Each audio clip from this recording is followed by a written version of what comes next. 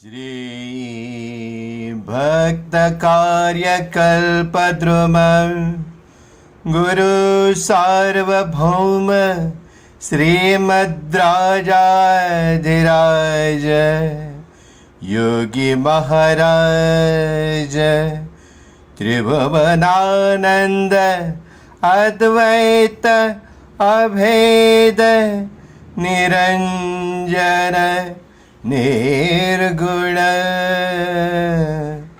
निरालंब परिपूर्ण सदोदित सकलमता स्थापित श्री सद्गुरु माणिक प्रभु महाराज की जय।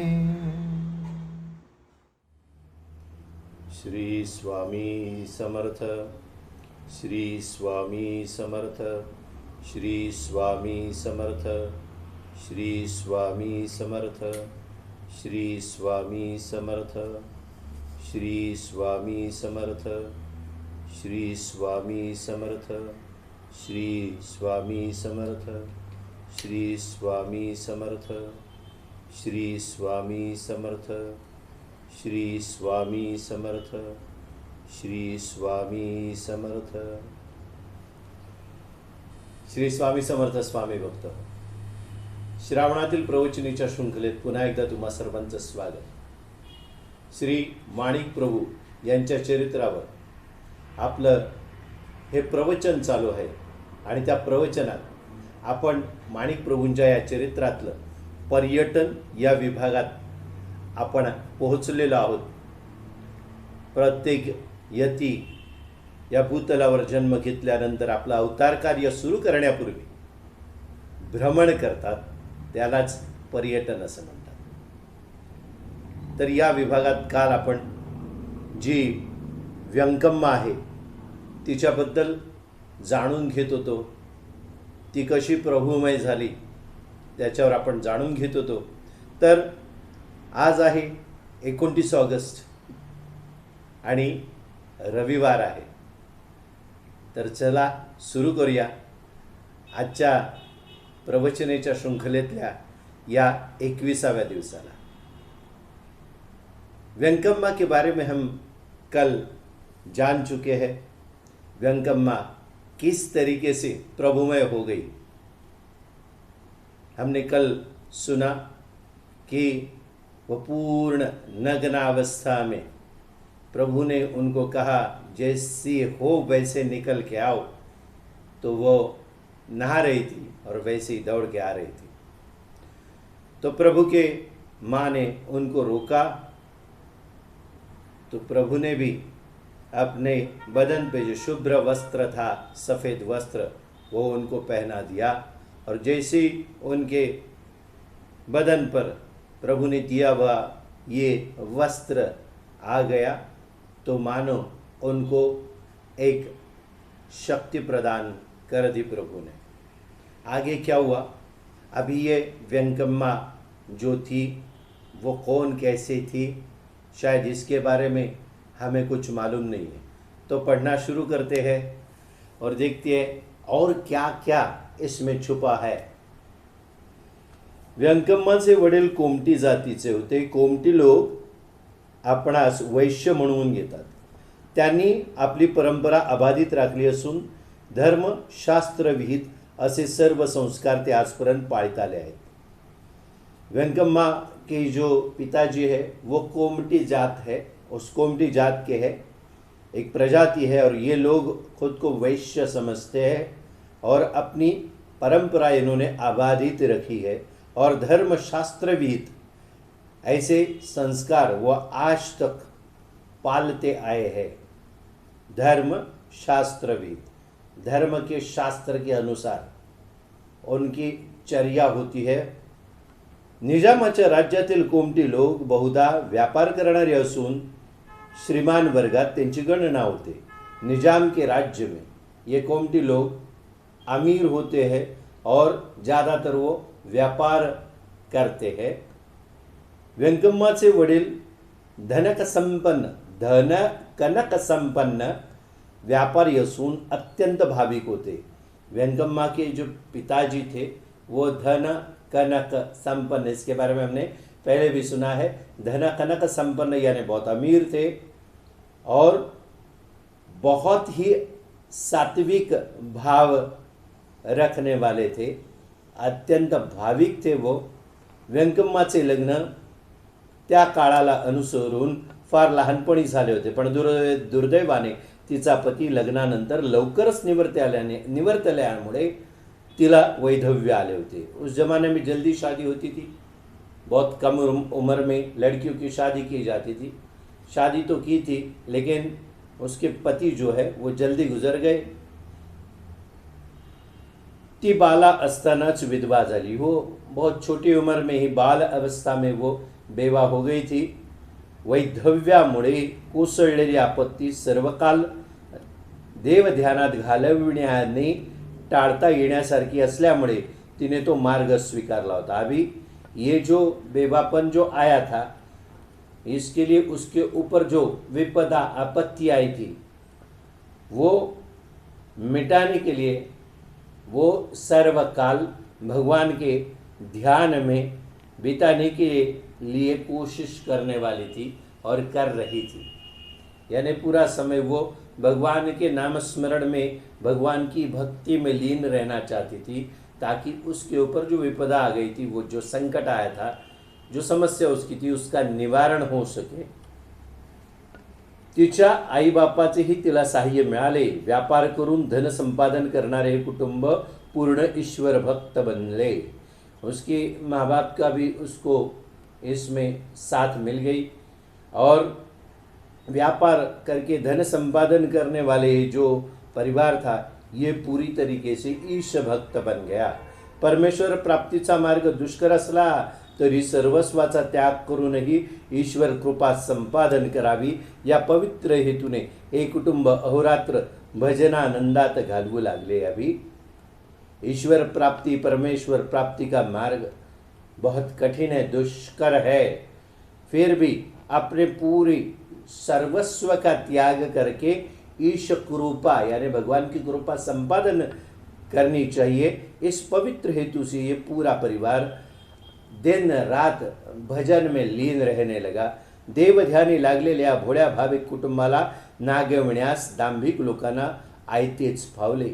अभी क्या है, ये भगवान के ध्यान में मग्न पूरा परिवार जो था, उनको तकलीफ देने के लिए जो दांभिक यानी जो भगवान को नहीं मानते, जिनको हम नास्तिक भी कहा करते हैं, या जो अच्छी चीज़ों का परहेज करते हैं, दंभ जिनमें पूरा भरा हुआ है, ऐसे दांभिक लोग इनके खिलाफ खड़े हो गए।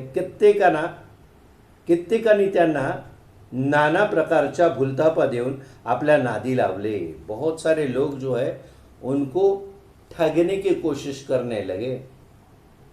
एका दांभिक गुरुने तर सर्व कुटुंबास सदेह कैलासाला जाण्याची अद्भुत विद्या आपणास अवगत असल्याचे व्यंकम्माच्या पित्यास सांगितले। अभी एक जो दांभिक गुरु बन के बैठा था, जो खुद को बहुत बड़ा गुरु समझता था, वो उनको कैसे ठग रहा था, उनको पूरे परिवार को सदेह यानी पूरे शरीर के साथ कैलाश जाने की अद्भुत लीला उसके पास है, उसको अवगत है, ऐसा वो बताने लगा।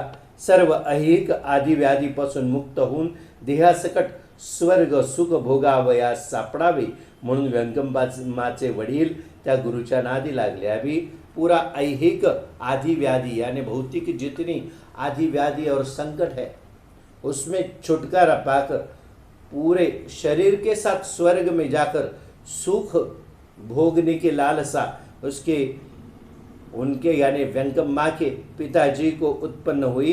इसलिए ऐसे दांभिक गुरु के पास वो गए और उनके साथ वो समय बिताने लगे। अभी उनको ऐसा लगा कि ये संभव है। उस दांभिक गुरु ने उनके आंखों के सामने ऐसा कुछ बताया होगा, ऐसा कुछ खड़ा किया होगा, ताकि उनको लगे कि सच में ये हो सकता है, लेकिन यह संभव है। इसके लिए बहुत साधना करनी पड़ेगी, और इस सृष्टि में तो ये असंभव है। कोई भी ऐसा गुरु आज की दुनिया में या कभी भी इस धरती पर जन्म नहीं ले सका जो सदेह किसी को स्वर्ग में लेके जाए। स्वर्ग कहाँ है? इस धरती पे ही स्वर्ग है, इस धरती पर ही नरक है, और इस धरती पे ये भूतल है जहाँ पे हम जी रहे हैं। हमारे सोच के अनुसार ये सारी चीज़ें बदलती है, लेकिन इतना जानना इनके बस में नहीं है। ये जो गुरु भी है, दूसरों को ठगने के लिए दाम्भिक गुरु इनका जन्म हुआ है। तो ऐसे लोग ठगने वाले, तो अभी उनके पिताजी तो जो थे व्यंकम्मा के, वो ऐसे गुरु के पीछे भागने लगे। तो दाम्भिक महाचतुर होता, वो महाचतुर था। त्याने नाना प्रकारच्या नव्या युक्त्या योजून यांच्या धनाचे हरण करण्यास प्रारंभ केला। उन्होंने अलग अलग चीज़ों का इस्तेमाल करके, अलग अलग युक्तियाँ करके उसने उनका धन लूटने की सुरुवात की। शेवटी सर्वांना एकाच वेळी स्वर्गाला पोचवण्याचा दिवस निश्चित करून त्याजकडून काही अनुष्ठान करविले। फिर उसने रोज थोड़ा थोड़ा करके धन ठगने के बाद एक दिन मुकर्रर किया, एक नक्की किया दिन कि उस दिन सबको स्वर्ग में पहुंचा दूंगा। ऐसा कह के उनके पास एक अनुष्ठान सुरू करवाया। अनुष्ठान समाप्त झाल्यानंतर मैलार येथील रुद्रकुंडावर व्यंकम्मासह घरातील सर्व लहानथोर माणसांना आढळून त्या अथांग जलाशयात एकदम उडी मारण्यास सर्वांना आज्ञा केली। अभी अनुष्ठान जैसे समाप्त हुआ, देखिए ये तो मुश्किल है, ये असंभव है, लेकिन ये जो ठगने वाला ठग था, दाम्भिक गुरु था, उसने क्या किया, ये अनुष्ठान खत्म होने के बाद मैलार के पास जो रुद्रकुंड है, वहाँ पे व्यंकम्मा के साथ घर के सारे छोटे बड़े जो थे वो सारे सदस्यों को लेके गया, और अथांग जलाशय जो था उसमें एक साथ सबको कूदने की आज्ञा दी उसने। गुरु आज्ञेनुसार त्या कुटुंबातील सर्व मुला माणसांनी पटापट उड्या घेतल्या। गुरु आज्ञा के अनुसार छोटे बड़े जितने घर के सदस्य थे, उन्होंने एक के साथ एक सब उसमें कूद पड़े। पोहता न आल्यामुळे सर्वजण बुडून जाऊन प्राणास मुकले। अभी उनको तैरना नहीं आता था, इसलिए सबके सब मारे गए। देखिए कैसे लोग इस दुनिया में होते हैं जो ठगते हैं। एक गुरु बनने का ये नाटक करके उन्होंने क्या किया, उनका धन तो ठग लिया, बाद में अनुष्ठान करवाया। अनुष्ठान करके फिर उनको उस कुंड के पास लेके गए जिसमें पानी भरा हुआ था, और जैसे उसने आज्ञा दी कि इसमें सब एक साथ कूद पड़ो, तो सब ने उसमें छलांग लगाई और सब का अंत हो गया। इसके बाद क्या हुआ, व्यंकम्माने सुद्धा सर्वांबरोबर कुंडात उडी घेतली। व्यंकम्माने भी सबके साथ उसमें छलांग लगाई थी। तिला पोहण्याचं ज्ञान नव्हतं। पाण्यात पडल्यामुळे घाबरून जाऊन एक दोन वेळा गटांगड्या खाऊन ती वर आली। अभी उसको भी तैरना नहीं आता था, और पानी में गिरने के बाद डर के मारे वो एक दो बार ऊपर नीचे हुई और वापस ऊपर आई। तिसऱ्या वेळी बुडण्याच्या मार्गात असतानाच कोणीतरी तिला हाथ धरून वर काढले। अभी जैसे वो तीसरी बार नीचे जाने वाली थी, डूबने वाली थी, तो किसी ने उसको हाथ देके ऊपर खींच लिया। यावेळी ती बेशुद्ध होती, पण त्यातल्या त्यात तिला वर काढणाऱ्या पुरुषाचे तोंड पाहण्याइतकी शुद्धी येऊन आपल्या प्राणदात्याचे स्वरूप तिच्या मनात पूर्णपणे ठसले। इस समय वो बेहोश थी, लेकिन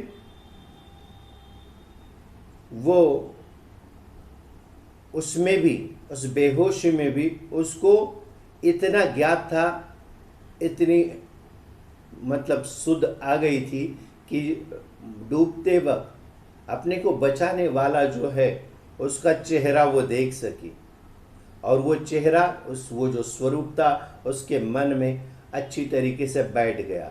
असो, सर्व कुटुंबातील इतर माणसांना स्वर्गास पाठवून दिल्यानंतर या दांभिकाने त्यांचा ऐवज लांबून पलायन केले. अभी क्या हुआ, ये पूरे परिवार के लोगों को सबको स्वर्ग में भेज दिया, और जो दांभिक गुरु था उसने क्या किया, उनका बाकी जो सब सामान सामग्री और जो भी धन वगैरह सब कुछ था, गहने जवाहर, वो लेके वो दांभिक गुरु भाग गया. व्यंकम्मास शुद्धीवर आणण्याची खटपट करणाऱ्या लोकांना त्या दांभिकाचे हे कृत्य पाहून फार संताप आला. अभी व्यंकम्मा जो बेहोश थी, उसको होश लाने की कोशिश करने वाले जो लोग थे, उन्होंने ये देखा उस दांभिक जो गुरु बन गया था उसके ऊपर बहुत गुस्सा आया सबको, जिन्होंने ये देखा, जो ये व्यंकम्मा को होश में लाने की कोशिश कर रहे थे. पण व्यंकम्माप्रमाणे दुसऱ्या माणसांना बाहेर काढण्याचे सामर्थ्य कोणात नसल्यामुळे त्यांनी तो नाद सोडून दिला. अभी व्यंकम्मा को जैसे बाहर निकाला था, वैसे बाकी के जो लोग उसके घर के परिवार के लोग थे, उनको बाहर निकालने का सामर्थ्य किसी में भी नहीं था. इसलिए उन्होंने वो कोशिश छोड़ दी. यथायोग्य उपचार झाल्यानंतर व्यंकम्मा पूर्ण शुद्धीवर आली. अच्छी तरीके से उपचार करने के बाद व्यंकम्मा जो बेहोश हो गई थी, वो होश में आ गई. तिचे सर्व ध्यान आपल्याच पाण्यातून वर काढणाऱ्या पुरुषाकडे लागून राहिले असल्यामुळे माता पितरांच्या वियोगाचे स्मरण तिला राहिले नाही. अभी माता पिता और सारे परिवार वाले तो मर गए थे, लेकिन ये व्यंकम्मा जो थी, उसको वो जो उनको पानी में से निकालने वाला जो पुरुष था, उसका मुखमंडल, उसका चेहरा उसके दिलो दिमाग पे छाया हुआ था. तो उस पुरुष का जो चेहरा था वो उसको बार बार दिख रहा था. इसलिए माता पिता जो थे उनका वियोग जो हुआ था उसका स्मरण उसको नहीं रहा. वैश्य कुलातील जन्माचा शेवट जलाशयात झाल्याने यावेळीच तिचा पुनर्जन्म झाला होता. अभी वैश्य कुल में जो जन्म लिया था उसने, लेकिन इस जलाशय में उस वैश्य कुलीन जो व्यंकम्मा थी उसका अंत हो गया था. इसीलिए अभी उसका ये पुनर्जन्म हुआ था. तिचे स्वकीय कोणीच राहिले नव्हते, पाठीमागे कसलाही पाश उरला नव्हता. उसके स्वकीय यानी उसके रिश्तेदार वगैरह, उसके अपने कोई इस दुनिया में नहीं बचे थे. इसीलिए पीछे उनके कोई भी पाश नहीं था, यानी कुछ भी ऐसा अटकाव नहीं था. अभी उसको अपना जीवन अकेले जीना था. कोई भी किसी भी तरीके से अभी उसको कोई संबंध नहीं था, कोई संबंधी नहीं बचे थे, ना कोई काम बचा था, ना कुछ कर्तव्य था किसी के बाबत, किसी के लिए. माता पिता सदैव स्वर्गावर आरूढ झाले आहेत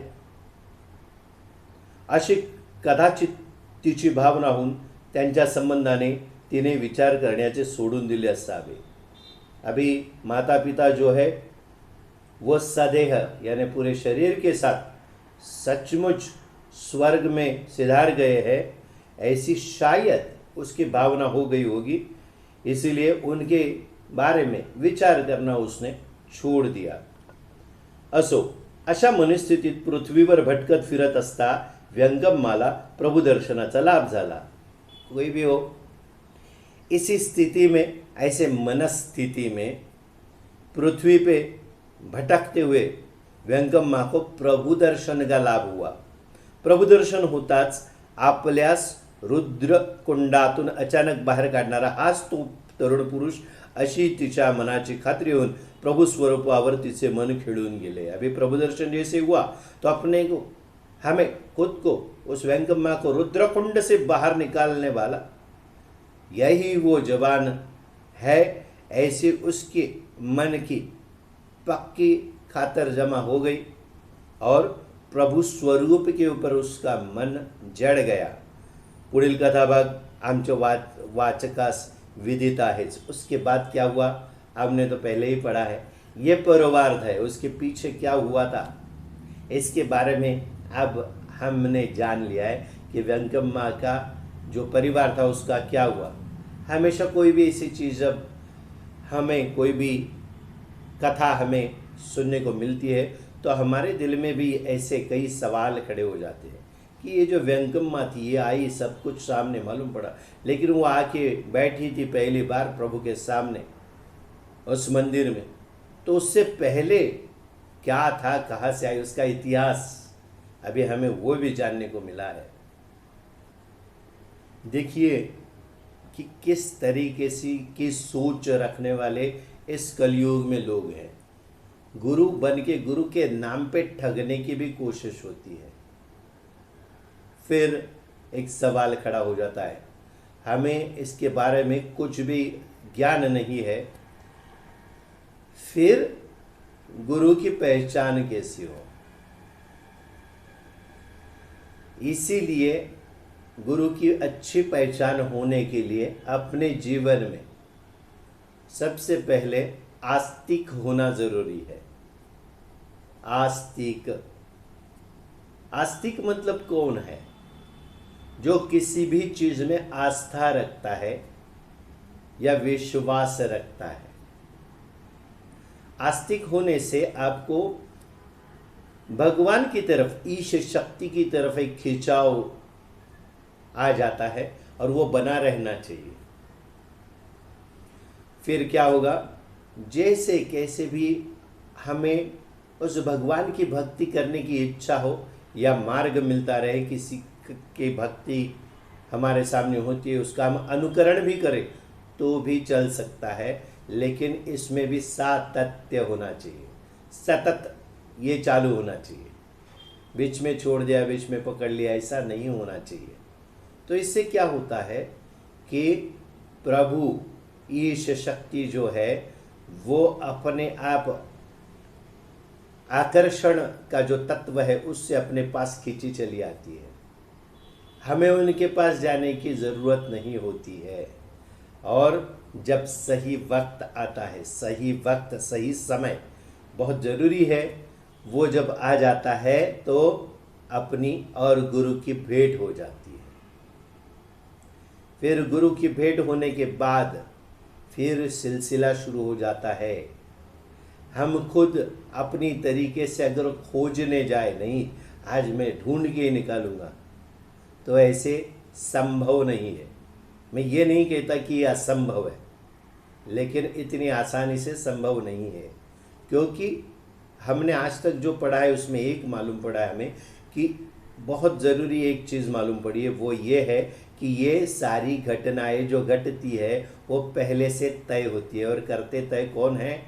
हमारे गुरु, यानी अपने प्रभु, यानी साक्षात स्वामी। फिर कुछ जीवन में समस्या, कठिनाई, ऐसा कुछ प्रसंग आ जाता है तो हमारा खिंचाव अपने आप हो जाता है और वो हमारे सामने आकर खड़े हो जाते हैं। और जो सच्चा गुरु होता है, जिसमें गुरु तत्व होता है, उसकी तरफ अपना खिंचाव अपने आप हो जाता है। लेकिन अचानक अगर हम ये सोचें कि हमें इस शक्ति को जानना है तो असंभव है, क्योंकि उसके लिए कई दिनों की, कई महीनों की, कई सालों की साधना की ज़रूरत है। तो ये हमने जो सुना वो इनका पास्ट था, यानी इतिहास था। अभी और आगे देखते हैं। काही चरित्रकार या संबंधाने जरा वेगळी हकीकत देतात। अभी ये जो कुछ घटा है, ये जो कुछ हमने वेंकम्मा के बारे में सुना, इसके बारे में कुछ चरित्रकार, चरित्र लेखने वाले कुछ अलग हकीकत देते हैं। व्यंकम्माच्या मातापितरांना प्रभूचा लौकिक समजल्यावर प्रभू दर्शन घेण्याची परम उत्कंठा लागली। अभी व्यंकम्मा के माता पिता जो थे उनको प्रभु लौकिक समझने के बाद प्रभु दर्शन लेने की परम उत्कंठा जागृत हुई। प्रभु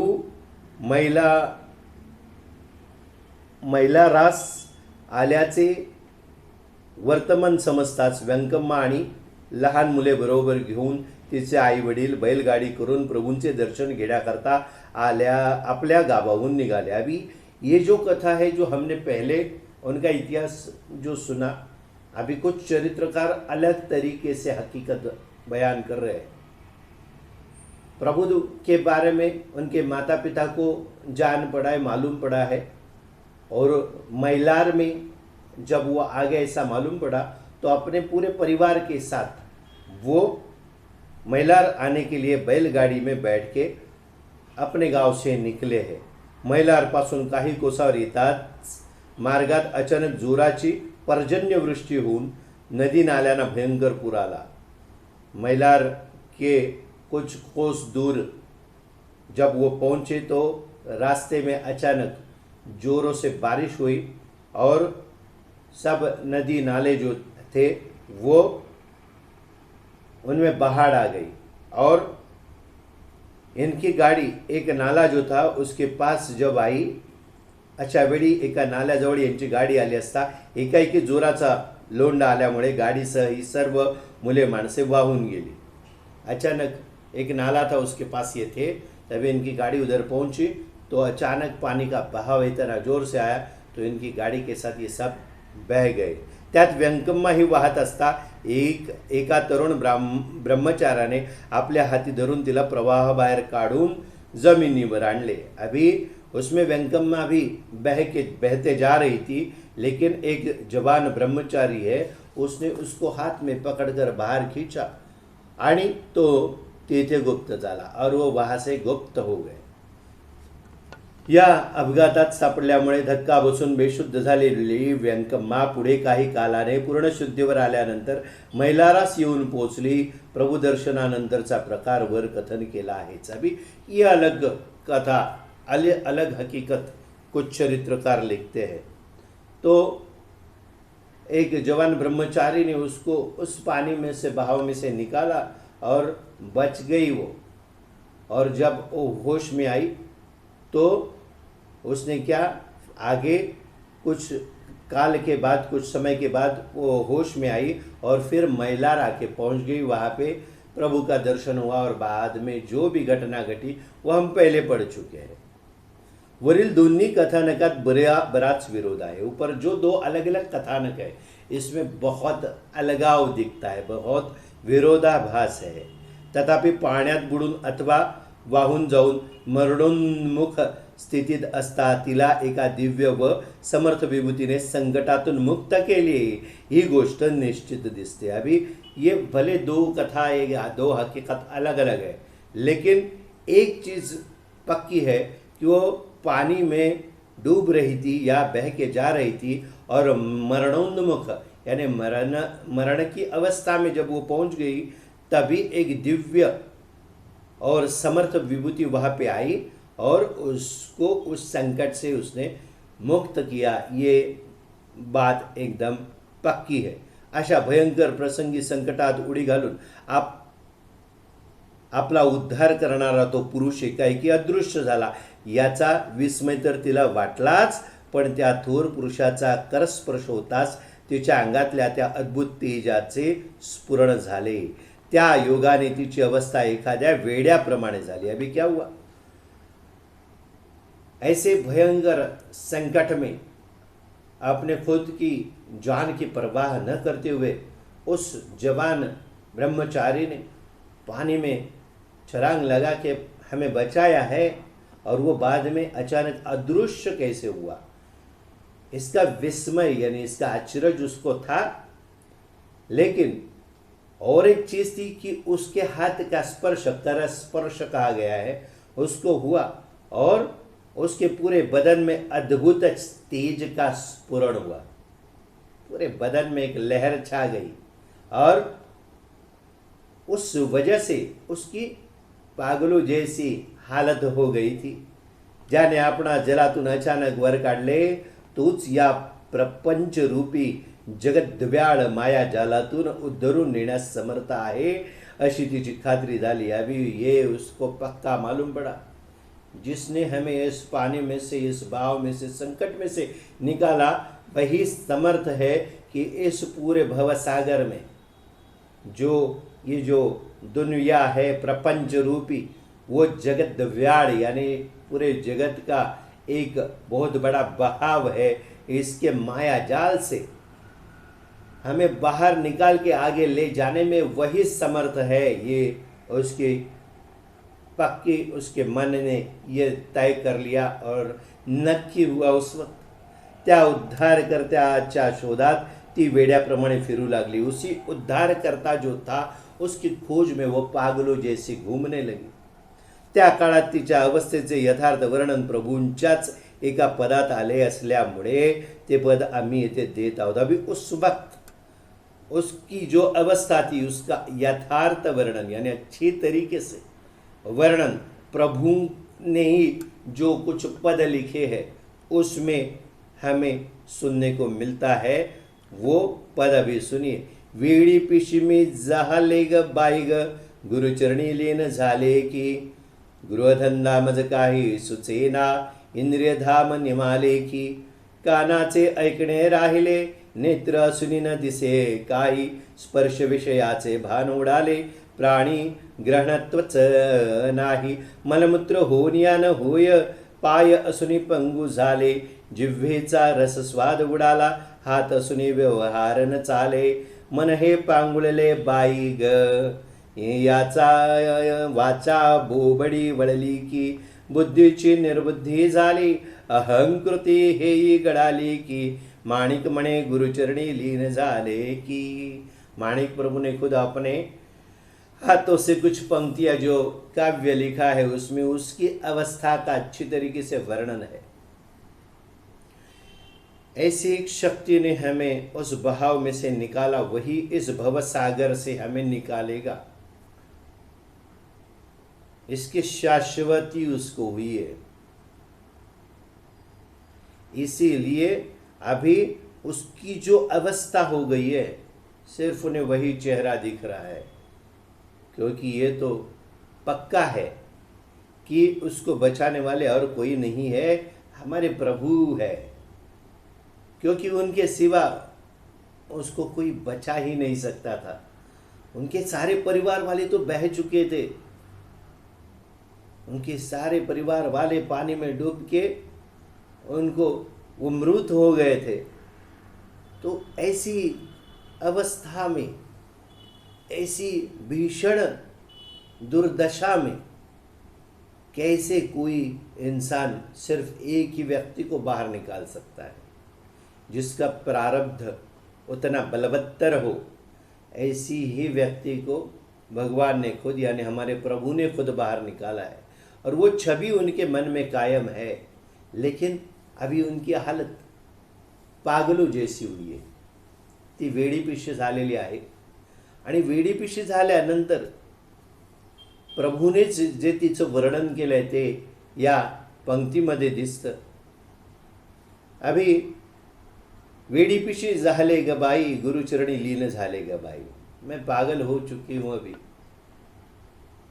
मेरे को पागलपन जो है उसने पूरी तरीके से ग्रस्त किया है, और गुरु के चरण में मैं लीन हो गई हूँ। गृहधंधा मज काही न सुचे इंद्रिय धाम निमाले की। अभी घर गृहस्थी ये सब कुछ मुझे अभी कुछ होश नहीं है, कुछ सूझ नहीं रहा है। और इंद्रिय धाम मतलब ये जो शरीर है इसके सारे इंद्रिय और उनका जो घर अंदर, धाम मतलब घर, ये इंद्रिय धाम मतलब ये शरीर, इंद्रिय जो है इसका धाम मतलब शरीर जो है वो अपना घर है, वो भी अभी पूरा है या नहीं है ऐसा हो गया है। वो है या नहीं है इसका अभी मुझे कोई होश नहीं है। कानाचे ऐकणे राहिले नेत्र असूनी न दिसे, कान से सुनाई नहीं दे रहा है, आँख है लेकिन दिख नहीं रहा है। स्पर्श विषयाचे भान उडाले ग्राणी ग्रहणत्वच नाही। अभी स्पर्श विषय जो है उसका भी भान अभी मुझे नहीं है, और घ्राणी ग्रहणत्वच नाही।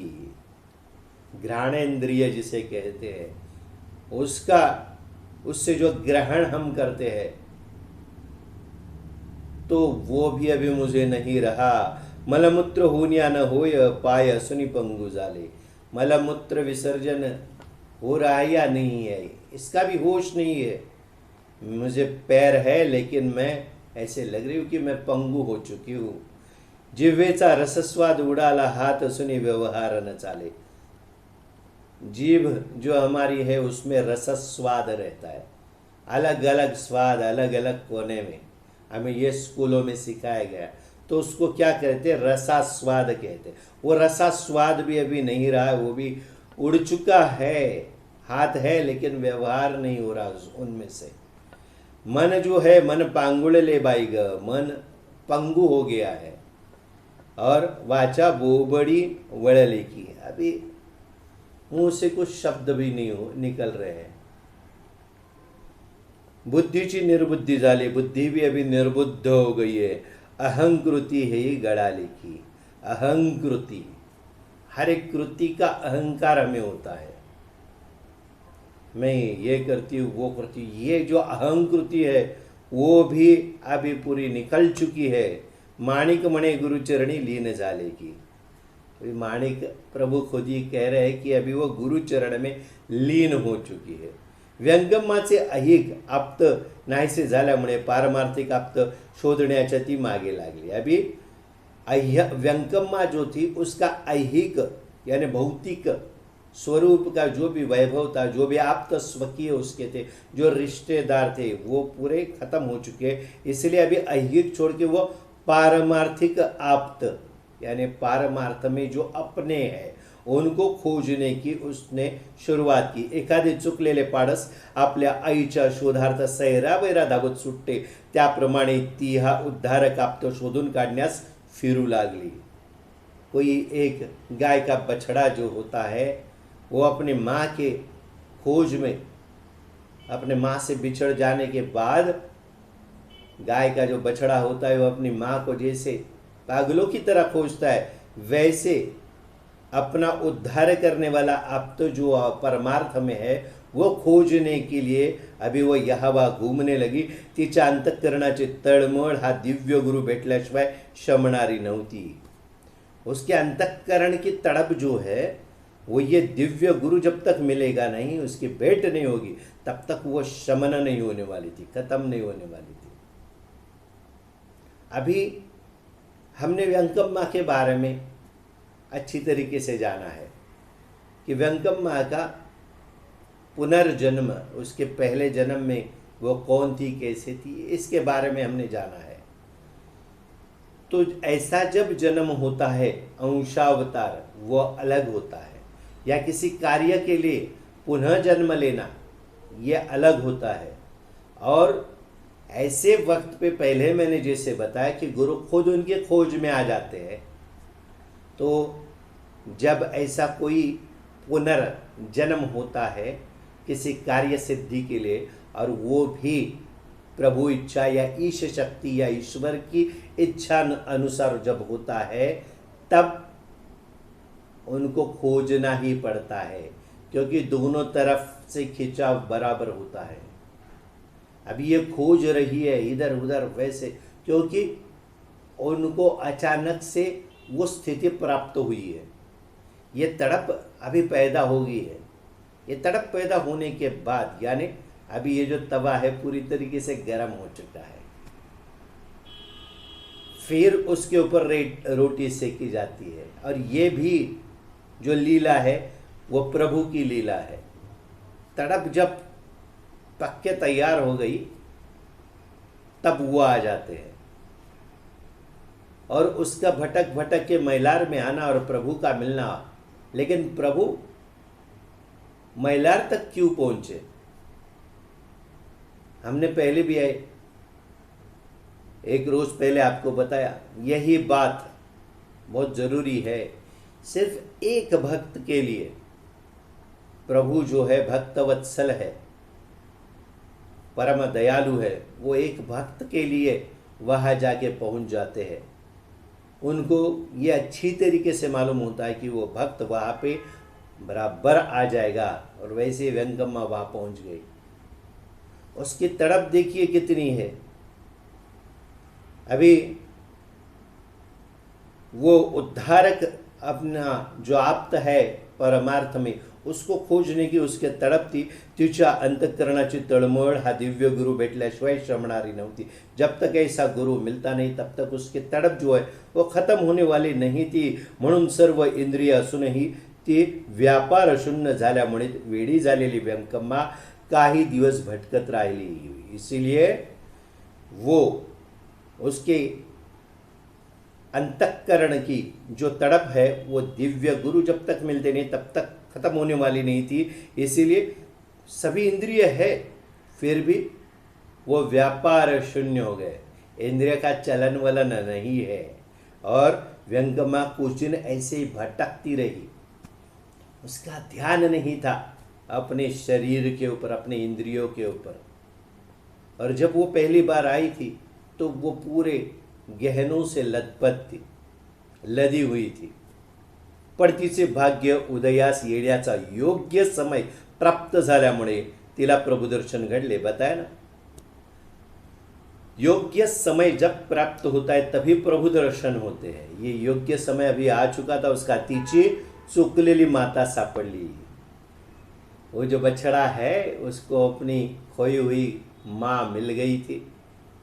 अदृश्य झालेला पिता दृष्टीस पडला.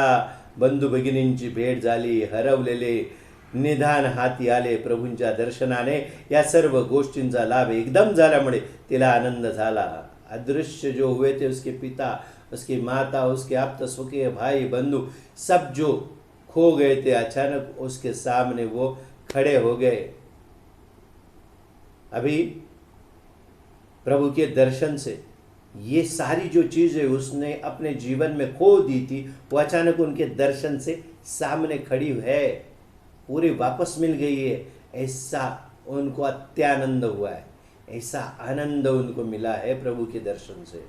तिच्या या प्रसंगाच्या अपूर्व सौख्याचे वर्णन करण्यास कोण समर्थ है. अभी उस वक्त जो घट रहा था वो एक अपूर्व सौख्य यानी सुख की परम सीमा थी. उसका वर्णन किसी से भी नहीं हो सकता. मैलारास प्रभूंचा मुक्काम पुष्कळ दिवस होता. मैलार में प्रभु ज़्यादा दिन रुके. या ठिकाणी प्रभूंच्या गादीची स्थापना झाली. त्या समयी मोठाच उत्सव झाला. यहाँ पे प्रभु की गद्दी की स्थापना हुई और बहुत बड़ा उत्सव किया गया. देवालया नजीकच्या अरण्यात एका वृक्षाखाली प्रभु बसले असता हाती धरलेल्या काडीने त्यांनी थोडेसे जमिनीवर उरकताच पाणी लागले. अभी देवालय के नजीक एक जंगल में वो एक वृक्ष के नीचे प्रभु बैठे हुए हैं. तभी हाथ में एक छोटी सी काड़ी यानी एक लकड़ी का छोटा सा टुकड़ा, वो जो कांडी थी उन्होंने जमीन पे कुछ कुरेदना शुरू किया तो तुरंत वहाँ पे पानी निकल आया.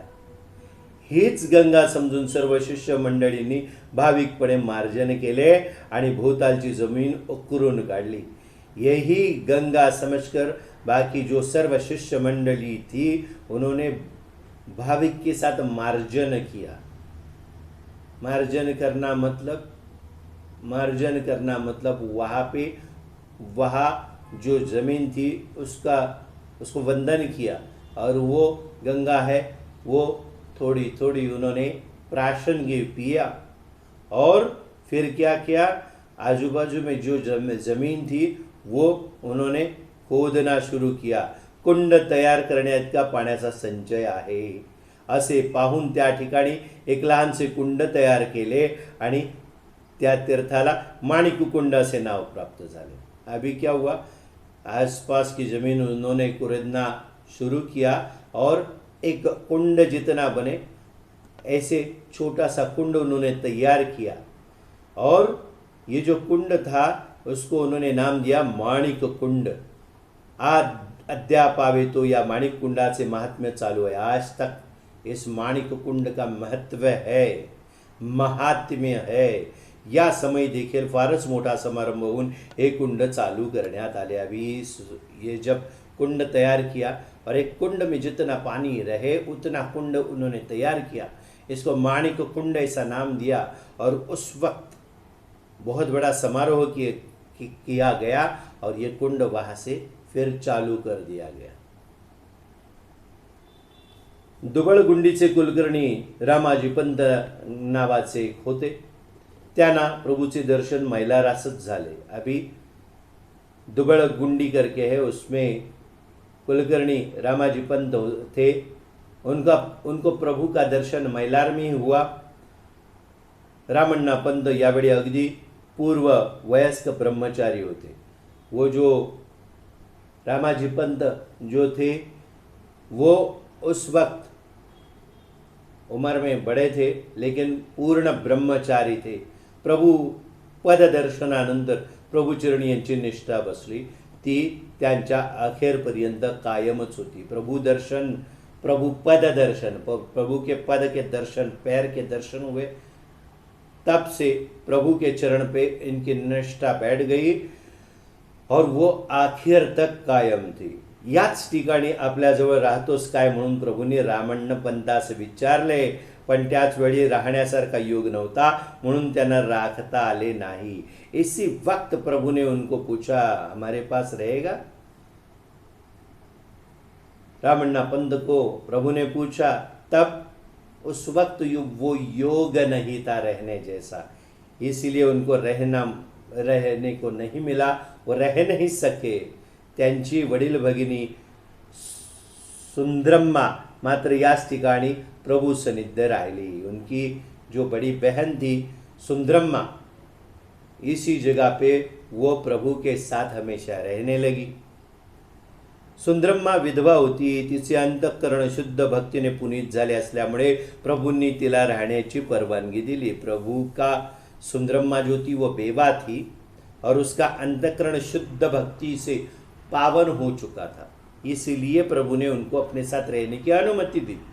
पुढे तिच्यावर अनुग्रह करून तिला प्रभूंनी दिव्य दृष्टी दिली होती असे कित्येक म्हणतात. कितने बहुत सारे लोग ऐसा कहते हैं कि आगे ये जो सुंदरम्मा थी उसको अनुग्रह देके प्रभु ने उसको दिव्य दृष्टी प्रदान की थी. प्रभूंच्या वास्तव्याने मैलार क्षेत्राच्या महात्म्यात अधिकच भर पडून ग्रामवासी सकल जनसमुदाय नित्य नव्या महोत्सवाच्या प्रसंगाने हर्षनिर्भर होऊन गेला. अभी प्रभु का वास्तव्य जो था मैलार में बहुत दिन तक था और उनका महात्म्य धीरे धीरे और वहाँ पे ग्रामवासियों को दिखने लगा. इसलिए पूरा जो जनसमुदाय था वो हमेशा नए नए महोत्सव करने लगा, उत्सव करने लगा. आपल्या प्रभुपदाचा सहवास चिरकाल लाभावा अशी त्यांची अपेक्षा होती. प्रभुपद का सहवास बहुत बड़े समय तक, चिरकाल यानी हमेशा निरंतर मिलना चाहिए, ऐसी उन गांव के लोगों की इच्छा अभी बनने लगी. पण हे सर्व कसे शक्य होते? लेकिन ये तो मुमकिन था ही नहीं, अशक्य प्राय गोष्ट होती. कारण की मणिचूल पर्वतावरील यच्चयावत तीर्थे, क्षेत्रे, गुहा, तपश्चर्येची असंख्य स्थाने व अरण्ये यांना भेटी देण्याचा प्रभूंचा संकल्प होता. अभी ये तो संभव नहीं था कि प्रभु वहाँ पे चिरकाल यानी हमेशा रहे, क्योंकि प्रभु जो थे वो मणिचूल पर्वत पे यच्चयावत तीर्थ जो है यानी जितने भी यच्चयावत यानी बड़े बड़े महात्म्य जिनका है ऐसा तीर्थ वहाँ पे है, और कुछ क्षेत्र है, कुछ गुफा है और तपश्चर्या की अनेक स्थान है वहाँ पे, और जितने जंगल है इनको भेंट देने का प्रभु का संकल्प था. आणि त्यातल्या त्यात उसमें ही सवड काढून सड्या स्वारी निशी आर्यावर्तातील बहुतेक सर्व प्रमुख तीर्थांना व क्षेत्रांना जावयाचा त्यांचा मनोरथ होता. और उसमें भी समय निकाल के सब जो साथ में थे उनके साथ वो आर्यवर्त में ज़्यादा से ज़्यादा जो प्रमुख तीर्थ है और क्षेत्र है वहाँ पे जाने का इनका मनोदय था. इतक्या गोष्टी साध्य झाल्याशिवाय कोणत्याही एकाच ठिकाणी पुष्कळ दिवस राहणे संभवनीय नव्हते. इतने सारी चीज़ें एक साथ पाने के लिए एक जगह पे ज़्यादा वक्त बिताना संभव नहीं था उनके लिए. आपल्या पुढील उद्देशाला अनुसरून मैलारहून मुक्काम हलविण्याचा विचार प्रभूंनी चालविला. अभी आगे जो उद्देश्य है, आगे कहाँ पर्यटन के लिए निकलना है, उसको ध्यान में रखते हुए प्रभु ने वहाँ से अपना मुकाम जो है वह भी हिलाने का मनोदय और विचार उन्होंने शुरू किया. मातुश्री बयादेवी व नृसिंहराव तात्या यांची रवानगी कल्याणास करून दिल्यानंतर काही निवडक शिष्य मंडळी समागमे ठेवून बाकी लोकांना आपल्या स्थानी परत जाण्याची आज्ञा दिली.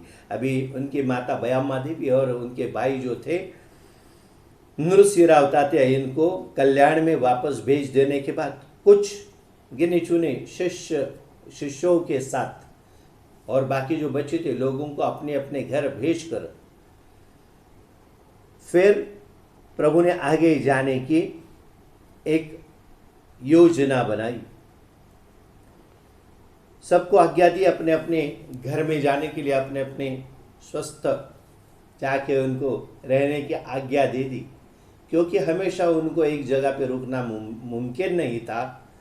कसल्याही घोर अरण्यात अथवा खडतर जागी राहण्याचा प्रसंग आला तरी आपण डगमगणार नसून प्रभुचरण सोडून हलणार नाही असा व्यंकम्माचा निर्धार पाहून तिला बरोबर घ्यावे असे ठरले. अभी कि कोई भी जंगल, कोई भी घना जंगल हो, कोई भी कठिन से कठिन जगह पे रहने का अगर बाका प्रसंग भी आता है सामने, फिर भी मैं तस्से मस्त नहीं होंगी और प्रभु के चरण को छोड़ूंगी नहीं, ऐसा निर्धार जो था व्यंकम्मा का था. इसीलिए उसको देखते हुए प्रभु ने उसको अपने साथ लेने का विचार किया. मैलार सोडून प्रभु जात आहेत हे पाहून सर्व मैलारवासी लोग खिन्न झाले. मैलार छोड़ के प्रभु जा रहे हैं तो वहाँ के जो लोग थे वो बहुत बेचैन हो गए, उनको अच्छा नहीं लग रहा था अभी. लेकिन प्रभु ने क्या किया? प्रभूंनी गोड भाषणाने सर्वांचे समाधान करून सर्वांना प्रेमाने प्रसाद दिला. अभी जो खिन्न मन अवस्था हुई है सारे ग्रामवासियों की, सारे भक्तों की, उनको कहा अपने अपने घर चले जाइए. अपने माँ और भाई को भी कल्याण में वापस भेज दिया प्रभु ने और खुद व्यंकम्मा और कुछ शिष्यों के साथ वो आगे जाने के लिए निकल गए. तो किसी को भी अच्छा नहीं लग रहा है तो अच्छे भाषण करके सबको अच्छी तरीके से समझा के सबका समाधान करके सबको प्यार से उन्हें प्रसाद दे दिया. ये प्रसाद पाना बहुत ज़रूरी होता है जीवन में. प्रभु दर्शन मतलब एक बहुत बड़ा प्रसाद है. स्वामी आशीर्वाद ग्रंथ में प्रसाद प्रसाद इस शब्द का विग्रह हमने किया है. प्र मतलब प्रत्येकाला, सा मतलब साध, साध मतलब आवाज देना, हर एक को. ये प्रसाद मतलब क्या है? प्रत्येकाला साध देतात प्रभु. प्रासादिक उसमें जो है आप उसको अगर मिले तो स्वामी आशीर्वाद ग्रंथ को पढ़े अच्छी तरीके से तो प्रासादिक का अर्थ हमने उसमें दिया है स्वामी आशीर्वाद ग्रंथ में. ये सारी चीज़ें हमने उसमें खुद से नहीं लिखी, वो स्वामी के आशीर्वाद से, उनके आदेश से, त्यांच्या आज्ञेनुसार आम्ही त्याच्यात आमच्याकडून स्वामीने लिहून घेतलेली आहेत. तर हा प्रसाद म्हणजे काय? ये प्रसाद, प्रसाद मतलब क्या है? प्रसाद मतलब जब प्रभु आपके हाथ में वो रखते हैं वो आशीर्वाद स्वरूप होता है और एक तरीके से आपको आपके अंतरात्मा को आवाज़ देते हो कि अभी इस जीवन में जितना भी जी लिया, पहले जितने भी जन्म थे वो तुमने जी लिए हैं, अभी समझ जाओ. अभी जागृतावस्था, सही में जिसको जागृतावस्था कहते हैं, जो अंतरात्मा की जागृतावस्था है, उसको प्राप्त हो जाओ और अपने सही गंतव्य स्थान यानी मोक्ष मुक्ति के तरफ तुमको मुड़ना है. इसलिए वो आवाज देते हैं, ते साथ देतात आपल्या भक्तांना, प्रत्येकाला साथ देतात. पण ती ऐकू येणं आणि न येणं, वो सुनने की क्षमता, वो समझने की क्षमता आने के लिए हमें भक्ति में लीन होना पड़ता है, साधना में हमेशा व्यस्त रहना पड़ता है, हमारा रोजमर्रा का जो भौतिक जीवन है उसको जीते हुए हम नामस्मरण भी करते रहेंगे तो हम उनसे बंधे रहेंगे. आपण जपमाळ जी घेतो ती आम्हाला आपल्याला नेहमी सांगतो, ही माळ म्हणजे दुसरं तिसरं काही नसून आपल्या सद्गुरूंशी, आपल्या माऊलीशी जोडलेली आपली नाळ आहे. जोपर्यंत तुम्ही ती ओढत राहाल तोपर्यंत ती चालू राहणार आहे. ते चक्र सदैव चालू राहतं. पण ती माळ सुद्धा ओढताना मेरू मणी ओलांडू नये असं सांगितलं जातं.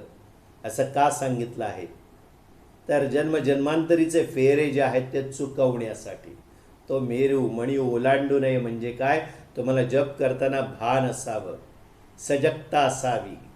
मेरूमणी आला की थांबा, पुन्हा माळ उलटी फिरवा असं आम्ही नेहमी सांगतो आणि पुन्हा 108 मण्यांची माळ पूर्ण करा. पुन्हा मेरूमणी आला की पुन्हा उलटे फिरा. जन्मजन्मांतरीच्या या फेऱ्यांमध्ये आपण अडकलेलो असतो. येणं जाणं आपलं चालू असतं हेच. पण आपल्या प्रभू म्हणजे आपले स्वामी म्हणजे आपली माऊली आहे ती. तर एका लहान अर्भकाची, एका नवजात शिशूची नाळ जशी तिच्या आईच्या नाभीशी जोडलेली असते तशी ही नाळ आहे. तीच माळ त्याने जप आपण करतो. सदैव जप केल्यानंतर एक सायकल, जेव्हा सायकलचं पॅडल आपण चालवतो तेव्हा सायकलच्या त्या पॅडलच्या छोट्या चाकाला लागलेली जी चेन असते ती पाठच्या चाकावर अडून फिरत असते. जेव्हा तुम्ही हे पॅडल फिरवाल तेव्हा ते मोठं चाक चालू होतं आणि तुमची सायकल पुढे जाते. यानी जीवन का ये साइकिल भी वैसे ही है. ये बड़ा पहिया जो चलाता है अपनी जीवन की गाड़ी, वो कौन है? वही है हमारे सद्गुरु, वही हमारे प्रभु है, वही हमारे स्वामी है. लेकिन हमें कुछ ना कुछ तो हाथ पैर हिलाने पड़ेंगे. हम जब पहिया घुमाएंगे नाम स्मरण का तो वो बड़ा पहिया जो है वो अपने आप चलेगा. तो अभी देखिए, इस अर्थ को समझना जरूरी है.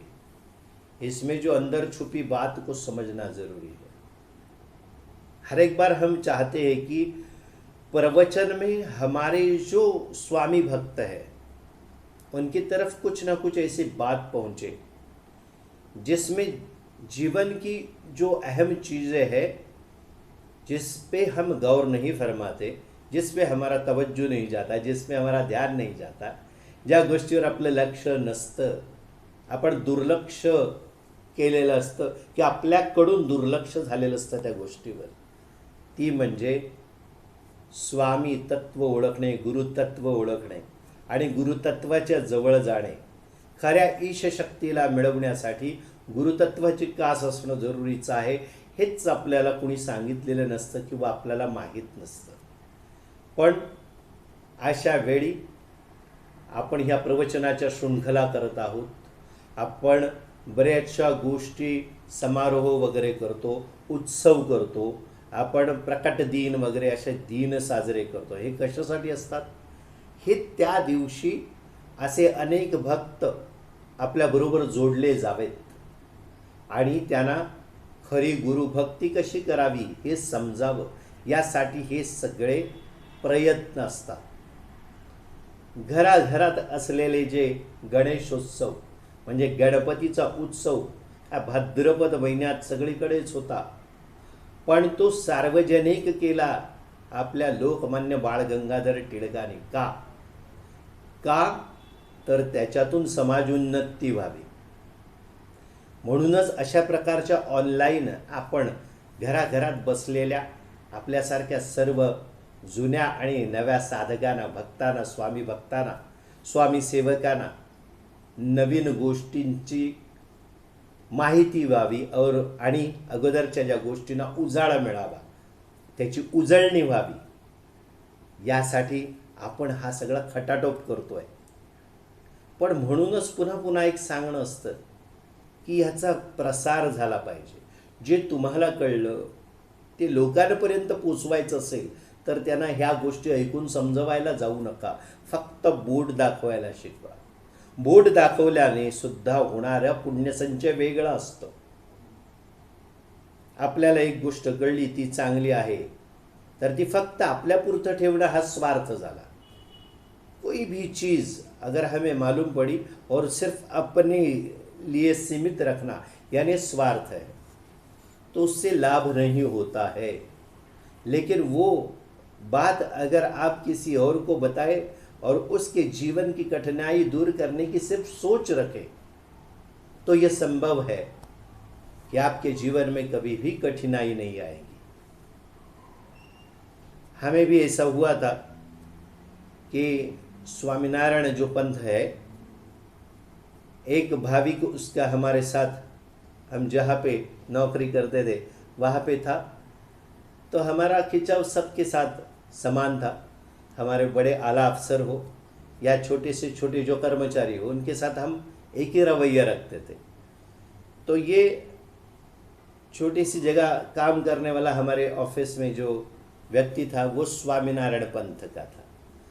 तो हम हमेशा बस ट्रेन में उसके साथ ही सफ़र करते थे. तो उतरने के बाद उसको बहुत दूर जाना होता था, लेकिन वो कहीं उतर के निकल जाता था बीच में, हम अपने घर लौट जाते थे. तो हमने एक बार पूछा कि आप कहाँ जाते हो, तब उन्होंने हमें बताया कि हम उतर के, पहले इतना दूर जाना है घर में, लेकिन हम उतर के मंदिर जाते हैं. तो हमारी इच्छा हुई ये मंदिर कौन सा है वो देखने की. तो उन्होंने इसी दिन का इंतज़ार किया था कि कब हम उनसे कहे कि हमें भी मंदिर लेके चलो आप जहाँ पे जाते हो. और वो मौका पाते ही उसी दिन उन्होंने हमें उस स्टेशन पे उतारा और कुछ दूर चल के हमें उस मंदिर में लेके गए. पहली बार उसी इलाके में रहने के बाद इतने साल हम उस मंदिर में प्रवेश कर चुके थे. प्रवेश किया, बहुत अच्छा लगा. वहाँ के जो अलग पंथ हो या कुछ भी हो, लेकिन उन्होंने जिस तरीके से आओ भगत की स्वागत किया वो देख के हमें बहुत प्रसन्नता हुई. दर्शन होने के बाद वहाँ पे जो महंत थे उनसे भी मुलाकात करवाई, उनके भी दर्शन उन्होंने हमें करवाए. और हम बाहर आए तब हमने क्या किया, उनका धन्यवाद किया. अभी हमने ये नहीं सोचा कि ये कौन से ओहदे पे काम करते या कुछ भी नहीं, क्योंकि वो एक प्रभु के भक्त थे. तो उन्होंने कहा कि धन्यवाद देने की ज़रूरत नहीं है, मैंने बड़ा कुछ भी नहीं किया है. तो मैंने बोला ऐसा क्यों? तो हमारे गुरु हमसे कहते हैं, उन्होंने कहा कि सिर्फ उंगली दिखाना ज़रूरी होता है, फक्त बोट दाखवणं जरुरीचं होतं, आणि ती माझी सेवा आहे, वो मेरी सेवा है. मैंने आपको निर्देश किया, उंगली निर्देश, कि यहाँ पे है, और मैं आपको सिर्फ वहाँ पे लेके गया. मैं लेके जाने वाला कौन हूँ? हमें ये सीख दी है कि जितने लोग हैं उनको यहाँ तक लाके सिर्फ छोड़ दो, उनको दर्शन करवा दो. तो यही हमें अपने जीवन में करना है. अगर 365 दिन में एक दिन रोज का 15 मिनट या आधा घंटा या 1 घंटा या समझो 1 मिनट भी आपने निकाला, किसी एक अपने आप्त स्वकीय को ये बात समझाई और बताई कि यहाँ पे जाइए आपको कुछ अलग मिलेगा, या ये देखिए ऑनलाइन है अभी जो प्रवचन की श्रृंखला चल रही है, ये 30 दिनों में आप एक एक करके 30 और शायद 300 या 3000 या 3 लाख लोगों को उंगली निर्देश कर सकते हैं. इससे होगा क्या? उनके जीवन में गति बढ़ेगी, और इतने सारे जीवन में जब गति बढ़ेगी तो आपके जीवन में भी उतनी गति द्विगुणित हो जाएगी, यानी डबल हो जाएगी. ये सोच रखना बहुत ज़रूरी है. हम इस प्रवचन की श्रृंखला में पर्यटन ये विभाग जो है उसके बारे में जब सुन रहे हैं, वो पर्यटन में हम अलग अलग भक्त जो है उनके बारे में जानकारी ले रहे हैं. अभी कल 22वें दिन पे हम वापस आपको मिलेंगे और अगला जो अध्याय है उसके बारे में जानकारी लेंगे. आता आपण इथेच थांबूया आजच्या दिवशी. तुम्हा सर्वांना माझा श्री स्वामी समर्थ, श्री स्वामी समर्थ, श्री स्वामी समर्थ.